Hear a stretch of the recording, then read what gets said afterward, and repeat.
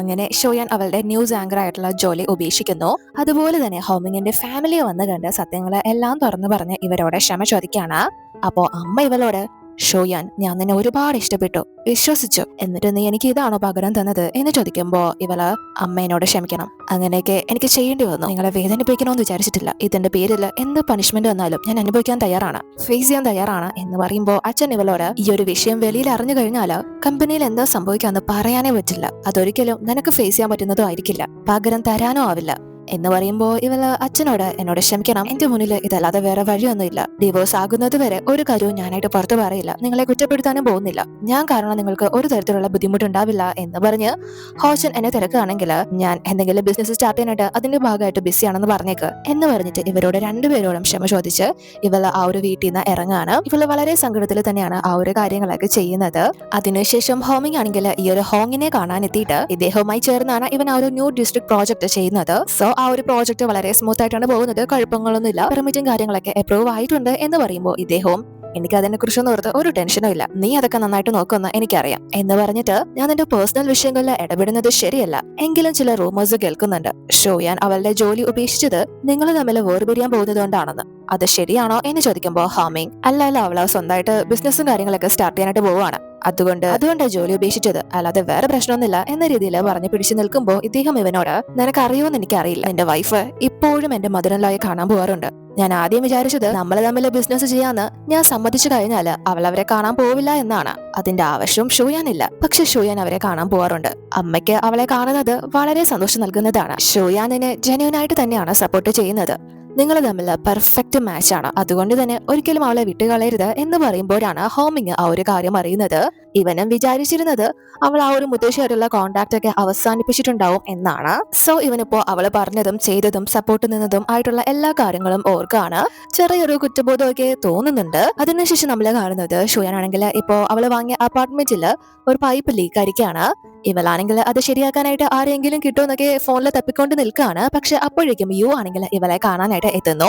ഇവളും ഇവനെ കണ്ട്, നീ എന്താ ഇവിടെ ചെയ്യുന്നത് എന്ന് ചോദിക്കുമ്പോൾ യു ഇവളുടെ കയ്യിലുള്ള ആയുധങ്ങളൊക്കെ കണ്ട് കാര്യം ചോദിച്ച് മനസ്സിലാക്കി ഇപ്പോ ഇവളെ ഹെൽപ്പ് ചെയ്യാണ്. ഒരുവിധം ഇവൻ ആ ഒരു പൈപ്പ് ക്ലിയർ ചെയ്യുന്നു. പക്ഷെ ഇവന്റെ ദേഹത്തൊക്കെ ഫുള്ള് വെള്ളവും കാര്യങ്ങളൊക്കെ ആയിരിക്കാണ്. ഇവളും ഇവനോട് വന്ന് കുറച്ച് റെസ്റ്റ് ചെയ്യാനൊക്കെ ആയിട്ട് പറഞ്ഞ് ചായയും കാര്യങ്ങളൊക്കെ എടുത്തു കൊടുക്കുന്നു. അപ്പോ യു നോക്കുന്ന സമയത്ത് അവിടെ ഇൻസ്റ്റന്റ് നൂഡിൽസ് മാത്രമാണ് ഉള്ളത്. സോ ഇവളോട്, നീ ഇത് മാത്രമാണ് കഴിക്കുന്നത്, എപ്പോഴും ഇത് കഴിക്കുകയാണെങ്കിൽ ആരോഗ്യത്തിന് നല്ലതായിരിക്കില്ല, നിനക്ക് വേണമെങ്കിൽ ഞാനും ലിന്നും കൂടെ ഫുഡൊക്കെ പ്രിപ്പയർ ചെയ്തുകൊണ്ട് തരാം എന്ന് പറയുമ്പോ ഇവള്, ഇല്ലല്ല, നീ ഹോസ്പിറ്റലിൽ ബിസി അല്ലേ, എല്ലാവർക്കും അവരവരുടേതായ തിരക്കുകളുണ്ട്, നീ തൽക്കാലം ലിനിന്റെ കാര്യം മാത്രം നോക്കിയാൽ മതി, എന്റെ കാര്യം ഓർത്ത് വെറിയിടാവണ്ട, ഞാൻ ഫുൾ ഓക്കെയാണ്, ഇതൊക്കെ എനിക്ക് കൈകാര്യം ചെയ്യാവുന്നതേ ഉള്ളൂ എന്ന് പറയുന്നു. അപ്പൊ യു ആണെങ്കിൽ ഇവളോട്, ഞാൻ ആക്ച്വലി അതിനെപ്പറ്റി പറയാൻ തന്നെ ഇങ്ങോട്ട് വന്നത്, ഞാൻ പറയാൻ വന്നത് എന്ന് പറഞ്ഞ് പറയാൻ തുടങ്ങുമ്പോ ഷോയാൻ, യു, എനിക്കറിയാം നീ എന്താ പറയാൻ വരുന്നതെന്ന്, സ്കൂളിൽ പഠിക്കുമ്പോൾ നിനക്ക് എന്നോട് താല്പര്യം ഉണ്ടായിരുന്നെന്ന് എനിക്കറിയാം, പക്ഷെ നീ ഇപ്പോഴും ആ ഒരു ആഗ്രഹം മനസ്സിൽ കൊണ്ട് നടക്കരുത് എന്ന രീതിയിൽ ഇവളിങ്ങനെ സംസാരിക്കുമ്പോ യു ഇവളോട്, അയ്യോ, ഞാൻ അതല്ല പറയാൻ വന്നത്, സ്കൂളിൽ പഠിക്കുമ്പോൾ എനിക്ക് തന്നെ ഇഷ്ടമായിരുന്നു, അത് എന്റെ ഏറ്റവും നല്ല പ്രണയകാലവും ആയിരുന്നു, പക്ഷെ അതൊക്കെ ഞാൻ വിട്ടു, ഞാൻ മൂവ് ഓൺ ചെയ്തു, ഞാൻ പറയാൻ വന്നത്, നിനക്ക് എന്ത് ഹെൽപ്പ് വേണമെങ്കിലും എന്നോട് ചോദിക്കാം, അതൊരിക്കലും നീ ഒരു ബുദ്ധിമുട്ടായിട്ട് കരുതണ്ട, ഞാനത് വേറെ രീതിയിൽ എടുക്കാനും പോകുന്നില്ല, എനിക്ക് ഇപ്പോ ലിനിനെ ഇഷ്ടമാണ്, അവളെ സൂപ്പറാണ് എന്ന് പറയുമ്പോൾ ഷോയാൻ ഒരുപാട് സന്തോഷമായിട്ട്, അതെന്തായാലും നന്നായി എന്ന് പറയുമ്പോ ഇവനാണെങ്കിൽ കുറച്ച് ഷൈ ആയിട്ട്, എന്റെ ഡ്രസ്സൊക്കെ നനഞ്ഞിരിക്കാണ്, ഞാനത് ഉണക്കിയിട്ട് ഇപ്പൊ വരാം എന്ന് പറഞ്ഞ് ബാത്റൂമിലേക്ക് പോകുന്നു. പക്ഷെ അപ്പോഴേക്കും ഇവൾക്കൊരു ഗസ്റ്റ് വരികയാണ്. അത് മറ്റാരും അല്ല, ഹോമിങ് ആണ്. ഇവളും ഇവനെ കണ്ട്, നിങ്ങൾ എന്താ ഇവിടെ എന്ന് ചോദിക്കുമ്പോ ഹോമിങ് ഇവനൊരു ഡിവോഴ്സ് എഗ്രിമെന്റ് കൊടുക്കുകയാണ് ഇവൾക്ക്. അത് വായിച്ചിട്ട് എന്താ തീരുമാനം എന്ന് പറഞ്ഞ് പറയാനായിട്ട് പറയുന്നു. അപ്പൊ ഷോയാനും, ശരി, ഞാനത് വായിച്ചിട്ട് എന്താന്ന് വെച്ചാൽ പറയാം എന്ന് പറഞ്ഞിട്ട് ഇവനോട് പോവാനായിട്ട് പറഞ്ഞ് വാതിലടയ്ക്കാൻ തുടങ്ങുമ്പോ ഇവൻ പോകുന്നില്ല, ഞാൻ ഇന്ന് ഫ്രീ ആണ്, ഇതിനെ കുറിച്ച് ഞാൻ തന്നെ നിനക്ക് പറഞ്ഞുതരാം എന്ന് പറഞ്ഞിട്ട് ഇവൻ നേരെ അകത്തേക്ക് കയറി പോവാണ്. എന്നിട്ട് അവിടെ സോഫയിൽ വന്നിരുന്നിട്ട്, തുടങ്ങിയാലോ എന്ന് ചോദിക്കുമ്പോ ഷോയാനും തുടങ്ങാനായിട്ട് പറയുന്നു. അപ്പോ ഹാമി, എങ്കിൽ പിന്നെ കുറച്ച് സമയം കഴിയട്ടെ എന്ന് പറഞ്ഞ് വെറുതെ സമയം ഇങ്ങനെ നീട്ടിക്കൊണ്ട് പോകുമ്പോ കറക്റ്റ് യു ആണെങ്കിൽ ആ ഒരു ഷർട്ടും കാര്യങ്ങളൊക്കെ ഉണക്കിയിട്ട് ഇറങ്ങി വരികയാണ്. ഹോമിങ്ങും യുവിനെ കണ്ട് പെട്ടെന്ന് ഷോക്ക് ആവുന്നു. സോ ഷോയാനോട് ഇതാരാണ് എന്ന് ചോദിക്കുമ്പോ ഇവളും ഇതിന്റെ ക്ലാസ്മേറ്റ് ആണ് യു എന്ന് പറഞ്ഞ് പരിചയപ്പെടുത്തുമ്പോ യുവും ഇവളോട് ഇതാരാണ് എന്ന് ചോദിക്കുന്നു. ഇവളും ഇത് ഹോമിങ് ആണ് എന്ന് പറയുമ്പോ യു പെട്ടെന്ന്, ഇത് നിന്റെ എന്ന് പറയാൻ വരുമ്പോഴേക്കും ഹോമിങ്, അതെ, ഹസ്ബൻഡ് ആണ് എന്ന് പറഞ്ഞ് ഇവൻ സ്വയം ഇൻട്രൊഡ്യൂസ് ചെയ്യുന്നു.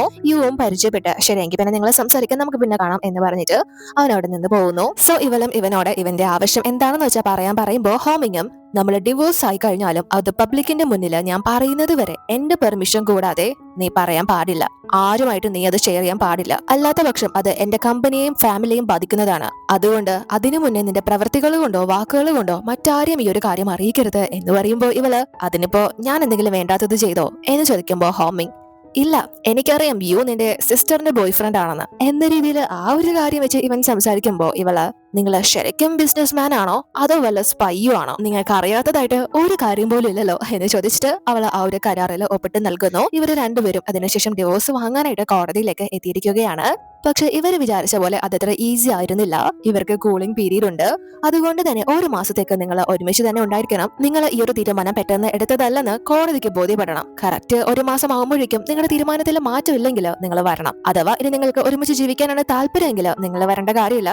കേസ് ഓട്ടോമാറ്റിക്കലി വിഡ്രോ ചെയ്തോളും എന്ന് പറഞ്ഞ് ഇവർക്ക് ഒരു മാസത്തെ ടൈം കൊടുക്കുകയാണ്. രണ്ടുപേർക്കും ഒന്നും പറയാൻ പറ്റുന്നില്ല. പെട്ടെന്ന് ഡിവോഴ്സ് വാങ്ങിച്ചുകൊണ്ട് പോവാം എന്ന് കരുതിയാണ് ഇവർ വന്നത്. പക്ഷെ നടന്നില്ല. അതിനുശേഷം ഇവിടെ ഹോമിങ് ആണെങ്കിൽ ഫാമിലിയോടെ പേരുന്ന ഫുഡും കാര്യങ്ങളൊക്കെ കഴിക്കാണ്. പക്ഷെ ഹോഷൻ ആണെങ്കിൽ അപ്പോ എനിക്ക് ഈ ഫുഡൊന്നും വേണ്ട, ഇതിനൊന്നും ഒരു ടേസ്റ്റും ഇല്ല എന്ന് പറയുമ്പോ ഹോമിങ് ഇതൊക്കെ നിനക്ക് ഇഷ്ടപ്പെട്ടതല്ലേ പിന്നെന്താ കഴിക്കാത്തത് എന്ന് ചോദിക്കുമ്പോ ഇവൻ ഷൂയാൻ ഉണ്ടാക്കുന്ന ഫുഡ് കഴിക്കണം. ചേച്ചി എവിടെയാ പോയത് എന്ന് ചോദിക്കുമ്പോ ഹോമിങ് അവളൊരു ബിസിനസ് സ്റ്റാർട്ട് ചെയ്തു, അതിന്റെ ഭാഗമായിട്ട് ബിസിയാണ്, അത് അവൾക്ക് ഇങ്ങോട്ട് വരാൻ സാധിക്കാത്തത് എന്ന് പറയുമ്പോ ഹോഷൻ അതൊന്നും അല്ല കാര്യം, നീ അവളെ എന്തോ അപ്സെറ്റ് ചെയ്യുന്ന രീതിയിൽ ചെയ്തു, അല്ലാത്ത പക്ഷം ചേച്ചി ഇങ്ങോട്ട് വരാതിരിക്കില്ല എന്ന് പറഞ്ഞ് ദേഷ്യപ്പെട്ട് അവൻ എഴുന്നേറ്റ് പോവാണ്. അമ്മയ്ക്കും ഫുഡും കാര്യങ്ങളൊക്കെ കഴിക്കാനാവുന്നില്ല. കാരണം ഇവര് അവളെ ഒരുപാട് ഇഷ്ടപ്പെട്ടതാണല്ലോ. ആദ്യം ഇവർ രണ്ടുപേരും ഒരുമിക്കുന്നതിനോട് ഹോമിങ്ങിന്റെ അമ്മയ്ക്ക് ഒരു താല്പര്യവും ഇല്ലായിരുന്നെങ്കിൽ പോലും ഇപ്പോ ഇവരുടെ ഡിവോഴ്സ് എന്ന തീരുമാനം ഏറ്റവും കൂടുതൽ വേദനിപ്പിക്കുന്നത് ഇവരെ തന്നെയാണ്. സോ ഇവരാണെങ്കിൽ ഫുഡൊന്നും കഴിക്കാതെ എഴുന്നേറ്റ് പോകുന്നു. പക്ഷെ ഹോമിങ് ആണെങ്കിൽ പോകുന്നവരൊക്കെ പോട്ടെ എന്ന് പറഞ്ഞ് വളരെ ആസ്വദിച്ച് ഫുഡും കാര്യങ്ങളൊക്കെ കഴിക്കുമ്പോ അച്ഛനും അവിടെ നിന്ന് എഴുന്നേറ്റ് പോവുകയാണ്, ഒന്നും കഴിക്കുന്നില്ല. സോ ഇവന് ഒന്നും തന്നെ ചെയ്യാൻ പറ്റുന്നില്ല. അതിനുശേഷം ഇപ്പോൾ ഷോയാനാണെങ്കിൽ പുതിയ ജോലിയോ കാര്യങ്ങളോ ഒന്നും തന്നെ ആയിട്ടില്ലല്ലോ. സോ ഇവള് ജോലി അന്വേഷണത്തിലാണ്. ഇവള് പല ഇന്റർവ്യൂവും കാര്യങ്ങളും ഒക്കെ അറ്റൻഡ് ചെയ്യുന്നു. പക്ഷെ ഇവളൊരു ഹോസ്റ്റ് ആയിട്ട് ഇരുന്ന വ്യക്തി ആയതുകൊണ്ട് തന്നെ അതിലും താഴെയുള്ള ജോലിയിലോട്ടൊക്കെ ഇവളെ ചെല്ലുമ്പോ ഇവളെ ആരും ഹയർ ചെയ്യുന്നില്ല, റിജക്ട് ചെയ്യുകയാണ്. അതുപോലെ തന്നെ ഇവിടെ ഹോമിങ്ങിന്റെ കമ്പനിയിലാണെങ്കിൽ ബോർഡ് ഇലക്ഷൻ നടക്കാണ്. ഹോമിംഗ് ആണ് സ്ഥാനാർത്ഥി. ഇവൻ ഈ ഒരു കമ്പനിയുടെ വൈസ് പ്രസിഡന്റ് മാത്രമായിരുന്നല്ലോ, ബോർഡ് അംഗം അല്ലായിരുന്നു. പക്ഷെ ഇവനിപ്പോ ഈ ഒരു കമ്പനിക്ക് വേണ്ടി പുതിയ പ്രോജക്റ്റും കാര്യങ്ങളൊക്കെ ചെയ്യുന്നു. ഒരുപാട് നല്ല കാര്യങ്ങളൊക്കെ ചെയ്തത് കൊണ്ട് തന്നെ ഇവൻ ആ ഒരു പോസ്റ്റിലേക്ക് മത്സരിക്കുകയാണ്. ഇവന്റെ ഏറ്റവും വലിയ ആഗ്രഹമായിരുന്നു ഈ ഒരു കമ്പനിയുടെ ബോർഡ് മെമ്പർ ആവുക എന്നുള്ളത്. പക്ഷെ ഇവനെ സപ്പോർട്ട് ചെയ്യുന്ന ആളുകളുടെ എണ്ണം ബോർഡ് മെമ്പേഴ്സിൽ വളരെ കുറവാണ്. ആർക്കും ഇവൻ ബോർഡ് മെമ്പറായിട്ട് വരുന്നതിനോട് താല്പര്യമില്ല. പക്ഷെ അവസാന തീരുമാനം ചെയർമാന്റേതാണ്, അതായത് ഹോമിങ്ങിന്റെ അച്ഛന്റെ. ഹോമിങ്ങിന്റെ അച്ഛൻ ഇവന് വോട്ട് ചെയ്യുന്നോ ഇല്ലയോ എന്ന അടിസ്ഥാനത്തിലായിരിക്കും അന്തിമ തീരുമാനം. എല്ലാവരും അതുകൊണ്ട് തന്നെ ചെയർമാന്റെ അഭിപ്രായം കാത്തു നിൽക്കാണ്.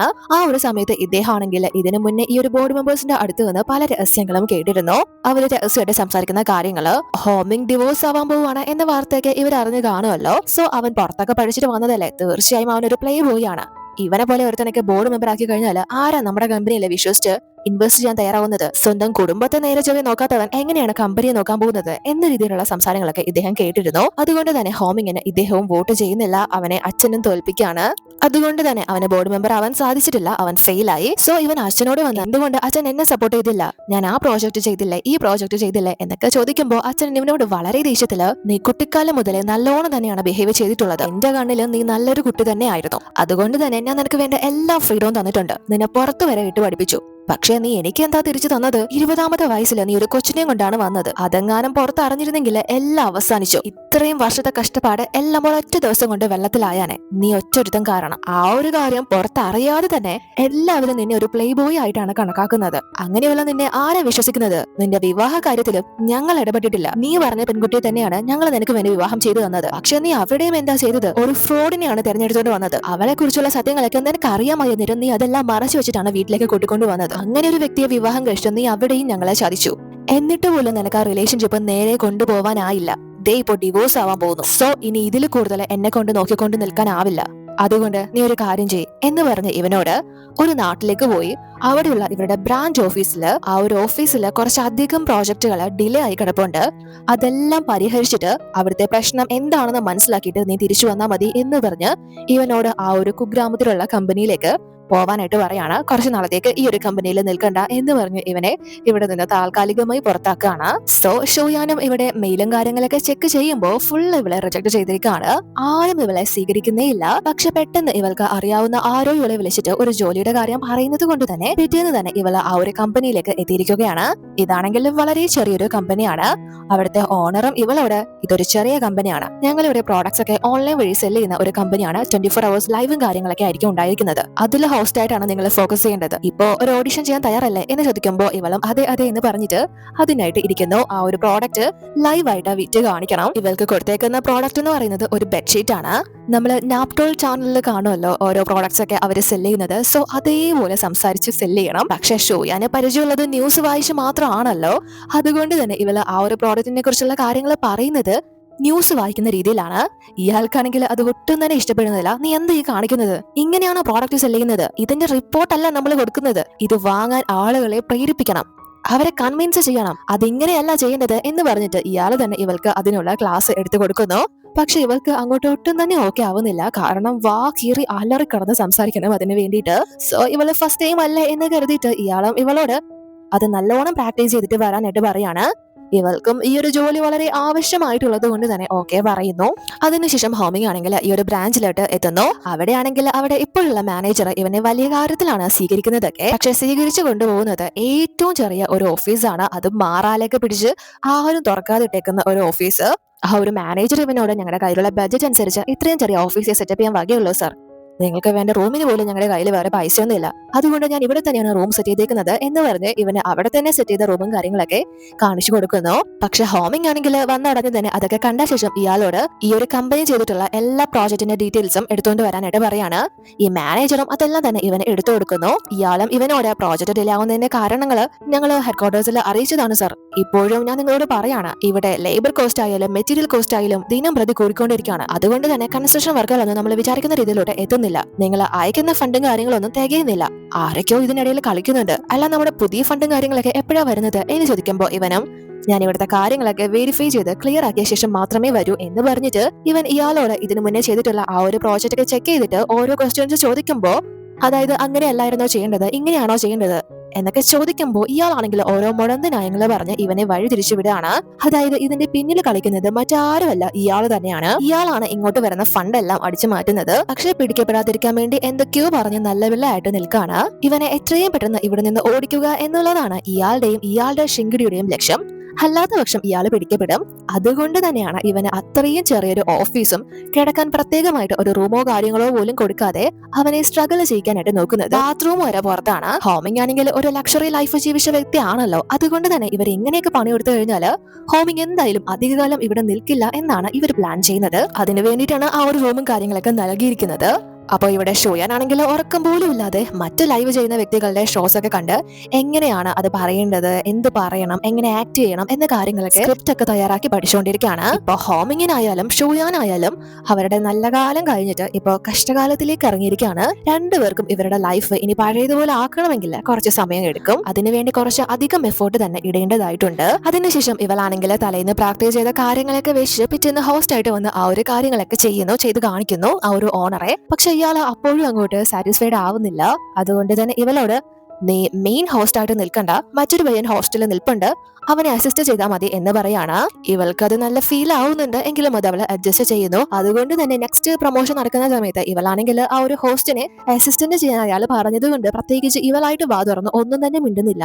ആ ഒരു ഫുഡും കാര്യങ്ങളൊക്കെ കഴിച്ചു കാണിച്ചുകൊണ്ടിരിക്കുകയാണ്, അതും ഭയങ്കര മോശമായിട്ട്. സോ ഇയാൾക്ക് ആ ഒരു ഷോ കണ്ട് വീണ്ടും നല്ല ദേഷ്യം വരാണ്. അതുകൊണ്ട് തന്നെ ഇവളോട് അസിസ്റ്റ് ചെയ്യാൻ പറഞ്ഞെന്ന് വിചാരിച്ച് മിണ്ടാതിരിക്കാനല്ല അതിനർത്ഥം, നീ എന്ത് മോശമായിട്ടാ ഫുഡും കാര്യങ്ങളൊക്കെ കഴിക്കുന്നത്, ഇതൊക്കെ കണ്ടാൽ ആരെങ്കിലും പ്രോഡക്ട്സ് വാങ്ങോ എന്ന് പറഞ്ഞ് വീണ്ടും ഇവളെ വഴക്കും കാര്യങ്ങളൊക്കെ പറയുമ്പോൾ ഇവളും നെക്സ്റ്റ് ലൈവിൽ വന്ന് അത്യാവശ്യം നല്ല രീതിയിൽ തന്നെ സംസാരിക്കുന്നു, സ്റ്റാൻഡേർഡ് ആയിട്ട് സംസാരിക്കുന്നു, അതുപോലെ തന്നെ ഫുഡ് രസിച്ച് കഴിക്കുന്നു.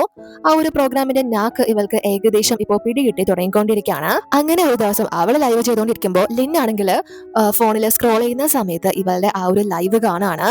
ഷോയാനെ കണ്ട് ഇവള് വളരെ ഷോക്കായി പോവാണ് ആ ഒരു ലൈവില്. കാരണം ആ കാര്യങ്ങളൊന്നും ലിൻ അറിഞ്ഞിട്ടുണ്ടായിരുന്നില്ല. സോ അതൊക്കെ കണ്ട് ഷോക്കായിട്ട് ഇവള് നേരെ ഷോയാനെ കാണാനായിട്ട് അവളുടെ താമസ സ്ഥലത്തേക്ക് വരുന്നു. പക്ഷെ ഷോയാനാണെങ്കിൽ ആ ഒരു സമയത്ത് കുറെ അനാവശ്യ ഫുഡ് വലിച്ചു വാരി കയറ്റുന്നതാണല്ലോ, അതുകൊണ്ട് തന്നെ ഫുള്ള് കിടന്ന് വാള് വെക്കാണ്. അവള് നല്ല ടയേർഡാണ്. ലിന്നും ഇവളെ കണ്ട് നിനക്ക് എന്താ പറ്റിയത് വയ്യേ എന്ന് ചോദിച്ചിട്ട് കുടിക്കാനായിട്ട് വെള്ളവും കാര്യങ്ങളൊക്കെ എടുത്തുകൊണ്ട് വന്ന് കൊടുക്കുമ്പോൾ ഷോയാനും ലിനിനോട് കാര്യങ്ങളൊക്കെ തുറന്നു പറയുന്നു. ഹോമിംഗ് ആയിട്ട് സംഭവിച്ചതും ജോലി റിസൈൻ ചെയ്തതും പുതിയൊരു ജോലി കണ്ടെത്തിയതും ഡിവോഴ്സിന്റെ കോൾ കൂളിംഗ് പീരീഡും എല്ലാം പറയുമ്പോ ലിനിനാണെങ്കിൽ അതൊന്നും വിശ്വസിക്കാനേ ആവുന്നില്ല. അതുകൊണ്ട് തന്നെ ഹോമിങ് ഇത്രയും വലിയൊരു ചതിയാണോ നിന്നോട് ചെയ്തത് എന്നാണ് ചോദിക്കുന്നത്. ഹോമിങ്ങിനെ വളരെ നല്ല വ്യക്തിയായിട്ടാണല്ലോ ലിൻ വിചാരിച്ചിരുന്നത്. അയാൾ അത്രക്കാരനായിരിക്കുമെന്ന് ഞാൻ വിചാരിച്ചില്ല. അയാളുടെ ഫാമിലിയെ നീ എന്ത് നന്നായിട്ടാ കൊണ്ടുവരുന്നത്, എന്നിട്ട് ഒരു കണ്ണിച്ചോര ഇല്ലാതെയല്ലേ അയാൾ പെരുമാറിയത് എന്ന് ചോദിക്കുമ്പോ ഷോയാൻ, ഞാനല്ലേ ഫസ്റ്റ് തെറ്റ് ചെയ്തത്, കള്ളങ്ങൾക്ക് തുടക്കം കുറിച്ചത് ഞാനാണ്. അതുകൊണ്ട് തന്നെ ക്ഷമ ചോദിച്ചാൽ തീരാവുന്ന പ്രശ്നമൊന്നും അല്ല ഇതൊക്കെ. എന്തായാലും ഇതൊക്കെ കൊണ്ട് എനിക്ക് ഒരുപാട് കാര്യങ്ങൾ മനസ്സിലാക്കാൻ സാധിച്ചു. ഞാൻ വിശ്വസിച്ച സ്നേഹിച്ച മനസ്സിലാക്കിയ ഹോമിങ്ങേ അല്ല യഥാർത്ഥ ക്യാരക്ടർ. ഒരുപാട് ഡിഫറെന്റ് ആണ്. സാരമില്ല, ഒരു മാസത്തെ സമയം കഴിഞ്ഞാൽ ഞങ്ങൾ എന്തായാലും ഒഫീഷ്യലി ഡിവോഴ്സ് ആവും. പിന്നെ രണ്ടുപേരുടെയും വഴി നോക്കാം എന്ന് പറയുമ്പോൾ ലിൻ, അല്ല നീ എന്തിനാ ജോലി രാജിവെച്ചത് എന്ന് ചോദിക്കുമ്പോ ഷോയാൻ, ആ ഒരു ജോലി തന്നെ കിട്ടിയതിന് കാരണക്കാരൻ ഹോമിങ് ആണ്, അതെന്റെ ഹാർഡ് വർക്ക് കൊണ്ട് കിട്ടിയതല്ല എന്ന് പറയുമ്പോ ഇവള്, അപ്പോ നീ ഇപ്പൊ ചെയ്യുന്ന ജോലിയും കാര്യങ്ങളൊക്കെ 12 മണിക്കൂറില്ലേ, 12 മണിക്കൂറൊക്കെ ഡെയിലി ജോലി ചെയ്യേണ്ടി വരില്ലേ, നീ ഒരുപാട് ക്ഷീണിക്കില്ലേ, ഉറങ്ങാൻ പോലും സമയം കിട്ടില്ല, ഈ ജോലി നിനക്ക് പറ്റിയതല്ലെന്നാ എനിക്ക് തോന്നുന്നത് എന്ന് പറയുമ്പോ ഇവള്, എനിക്കൊരു കുഴപ്പമില്ല, ലൈവും കാര്യങ്ങളൊക്കെ ചെയ്യുന്നത് അത്ര ബുദ്ധിമുട്ടുള്ള കാര്യമൊന്നുമല്ല, പിന്നെ ഞാനൊരു തുടക്കക്കാരിയല്ലേ, അതിന്റേതായ പ്രശ്നങ്ങളൊക്കെ ഉണ്ട്, ഒരുപാട് കാര്യങ്ങൾ പഠിക്കാനും ഉണ്ട്, എന്നും ഒരുപോലെയൊന്നും ഇരിക്കില്ല, ഇപ്പൊ ഞാൻ ചെയ്യുന്ന ജോലി നല്ല സമാധാനമുണ്ട്, എന്റെ കള്ളത്തരങ്ങള് ആരും കണ്ടുപിടിക്കുമെന്ന് എനിക്ക് പേടിക്കണ്ട, കാരണം ഞാൻ ആരോടും കള്ളം പറഞ്ഞിട്ടില്ല എന്ന് പറയുമ്പോൾ ലിന്നും, ഓക്കെ നിന്റെ ഇഷ്ടം പോലെ തന്നെ ആയിക്കോട്ടെ, പക്ഷെ നീ ഇതുപോലത്തെ ഫുഡും കാര്യങ്ങളൊക്കെ ആവശ്യമില്ലാതെ വലിച്ചു കയറ്റിയ ശരീരം ഇല്ലാതാക്കരുത്, എന്നാ കുറച്ച് ചൂടുവെള്ളം കുടിക്കുക എന്ന് പറഞ്ഞ് ഇവൾക്കത് എടുത്തു കൊടുക്കുന്നു. അതോടുകൂടി ഈ എപ്പിസോഡ് അവസാനിക്കുന്നു. അടുത്ത വീഡിയോയിൽ കാണാം.